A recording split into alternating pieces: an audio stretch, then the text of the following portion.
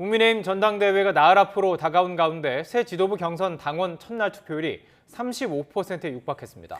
후보들도 높은 투표율을 반기면서 남은 3일 막판 표심 공략에 나서며 지지를 호소했습니다. 국회 취재기자 연결합니다. 엄윤주 기자. 네, 국회입니다. 오늘이 투표 첫날입니다. 일단 흥행에는 성공을 한 것 같군요.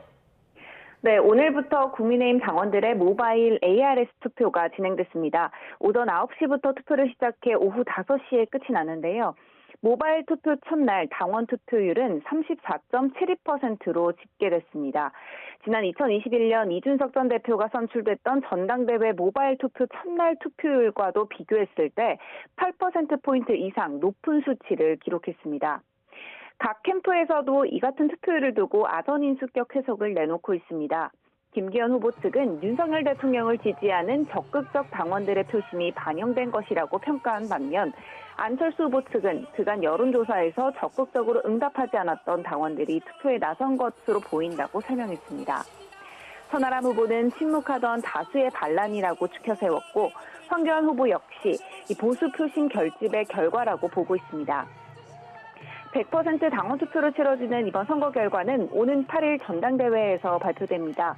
여기에서 당대표의 경우 과반 득표자가 없으면 1, 2위 후보 간 결선을 거쳐 오는 12일 당선자가 확정됩니다. 이런 이유에서 각종 당원 대상 여론조사에서 선두를 달리는 김기현 후보는 압도적 지지를 보내달라고 거듭 호소했는데 들어보시죠. 현장에서 들어오는 보고에 의하면 김기현을 압도적 지지로 대표로 만들어야 당이 안정되고 제대로 리더십을 발휘할 수 있다고 하는 당원들의 의지가.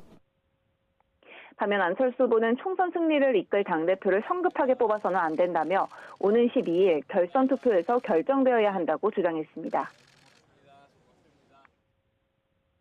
결선 토론을 통해서 그것에 대해서 명백하게 증명을 해야 됩니다. 제대로 입증을 하지 못하고 대표가 만약에 된다고 한다면 우리 당은 총선에서 역전이 되면서. 천하람 후보도 윤핵관이 쌓은 가짜 기득권의 성을 완전히 날려버리겠다며 천하람 돌풍을 결선에서 민심의 태풍으로 만들겠다고 포부를 밝혔고요.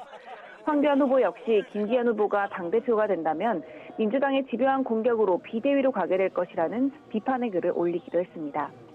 높은 투표율이 최종 결과에 어떻게 작용할지 후보들 모두 촉각을 곤두세우고 있습니다. 네, 어제 이재명 민주당 대표의 첫 재판이 있었는데 여기에 대한 여야 반응은 어떻습니까? 네, 앞서 이재명 대표는 대선을 앞둔 재작년 대장동 개발 실무자였던 고 김문기 성남도시개발공사 처장을 몰랐다고 말해 공직선거법상 허위사실 공표 혐의로 기소됐는데요. 어제 진행된 첫 재판에서 이 대표 측은 검찰이 발언을 왜곡했고 대장동 사업 실무자를 몇 번 봤다고 해도 아는 사람은 아니었다, 이렇게 정면 반박했습니다. 이에 대해 국민의힘은 두 사람이 알고 지낸 객관적 증거가 차고 넘치는데 모른다고 말하면 누가 믿겠느냐고 비판의 목소리를 쏟아냈습니다. 양금희 수석 대변인은 논평에서 언제까지 이재명 대표의 거짓말을 보고 있어야 하느냐고 꼬집었고, 장동영 원내대변인도 논평에서 이 대표를 향해 대체 아는 사람의 기준이 무엇이냐, 그렇게 따지면 박홍근 원내대표는 아느냐라고 비꼬았습니다. 민주당 안에서는 친명계를 중심으로 그동안 검찰의 시간에서 벗어나 공개 재판에서 이 대표 측 혐의가 하나하나 해명될 것이라고 기대하는 목소리도 있는가 하면 비명계에서는 이 대표 사법 리스크가 더 심화하면서 당 지지율에 악영향이 끼치고 내부 갈등도 더욱 증폭될 것이라는 우려의 목소리가 나오고 있습니다. 이런 가운데 이재명 대표는 SNS를 통해 체포동의안 이탈 표색출에 나선 강성 지지자들에게 내부 공격이나 비난을 중지해달라며 내용 수습에 나섰습니다. 지금까지 국회에서 전해드렸습니다.